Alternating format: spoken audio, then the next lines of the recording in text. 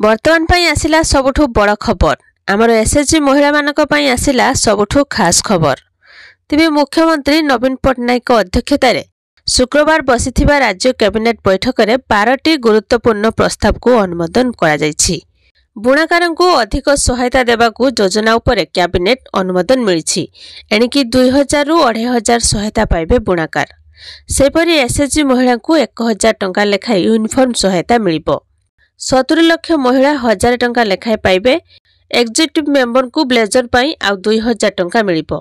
सेपरि नुआ स्कॉलरशिप को कैबिनेट रो मंजूर मिलिछि।